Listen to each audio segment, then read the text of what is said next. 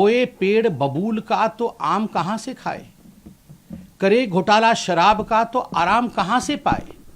अगर मुझे एक वाक्य में कहना पड़े अरविंद केजरीवाल के घर के बाहर क्या हो रहा है तो मैं कहूंगा it is celebration of corruption. जश्न भ्रष्टाचार बनाने की कोशिश आम आदमी पार्टी के नेता और आम आदमी पार्टी के कुछ मंत्री कर रहे हैं। हर व्यक्ति जानता है कि प्रश्न कोई आज से पूछा नहीं जा रहा है। विगत 3 वर्षों से अरविंद केजरीवाल जी से आम आदमी पार्टी से सवाल पूछे जा रहे हैं। अतसी जी कह रही हैं अरविंद केजरीवाल एक व्यक्ति नहीं है, वो एक आइडिया है। then I should say he is a bad idea। देखिए, जहां तक अरविंद केजरीवाल जी के घर के बाहर का दृश्य है, आज पूरा भारतवर्ष उनके घर के बाहर जो हाई वोल्टेज ड्रामा हो रहा है उसे देख रहा है। अगर मुझे एक वाक्य में कहना पड़े अरविंद केजरीवाल के घर के बाहर क्या हो रहा है तो मैं कहूंगा it is celebration of corruption. जश्न भ्रष्टाचार बनाने की कोशिश आम आदमी पार्टी के नेता और आम आदमी पार्टी के कुछ मंत्री कर रहे हैं। ये कोई पहला केस नहीं है। बोए पेड़ बबूल का तो आम कहां से खाए, करे घोटाला शराब का तो आराम कहां से पाए। ये शराब के घोटाले का विषय है और कौन सी कोर्ट तक शराब का घोटाला नहीं पहुंचा है। कौन सी ऐसी एजेंसी है जिस एजेंसी ने इस घोटाले की जांच नहीं की है, और कौन सा ऐसा दिल्ली वासी है, कौन सा ऐसा हिंदुस्तानी है जो इस विषय के तथ्य से, इस विषय के फैक्ट्स से अनभिज्ञ है। हर व्यक्ति जानता है कि प्रश्न कोई आज से पूछा नहीं जा रहा है। विगत 3 वर्षों से अरविंद केजरीवाल जी से आम आदमी पार्टी से सवाल पूछे जा रहे हैं।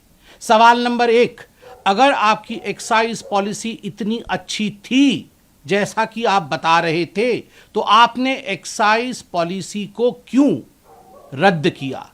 क्यों उसे रद्द किया गया, इसका जवाब आज तक नहीं मिला। आपने कार्टेलाइजेशन शराब के पूरे तंत्र में कैसे आप लेके आ सकते थे? आपकी खुद की एक्साइज डिपार्टमेंट ने आपसे कहा था कि एक्साइज की पॉलिसी उचित नहीं है, शराब का कारोबार सरकार के हाथ में ही रहना चाहिए, प्राइवेटाइजेशन नहीं होना चाहिए। आपने उसे रद्दी के टोकरी में क्यों फेंका? खुद के सरकार के बड़े विभाग द्वारा दिया हुआ जो एडवाइस था उसे क्यों नहीं माना? ब्लैक लिस्टेड कंपनी को आगे बढ़ा करके अपने यारों को, अपने दोस्तों को ठेका देने का काम क्यों किया?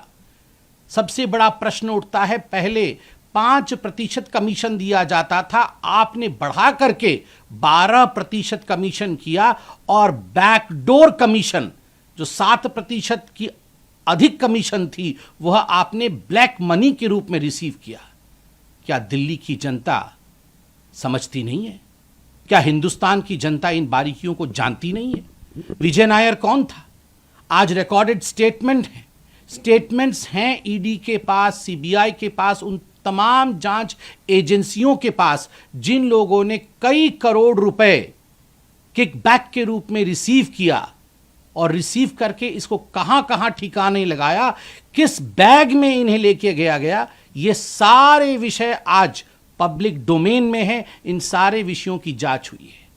14 महीने से मनीष सिसोदिया इसी विषय में जेल की सलाखों के पीछे हैं। कोई ऐसा कोर्ट हिंदुस्तान में बाकी नहीं है जहां आम आदमी पार्टी और अरविंद केजरीवाल जी ने जाके झूठ का पुलिंदा फैलाने की कोशिश नहीं की हो। मगर उसके बावजूद किसी कोर्ट से मनीष सिसोदिया को रिलीफ नहीं मिला।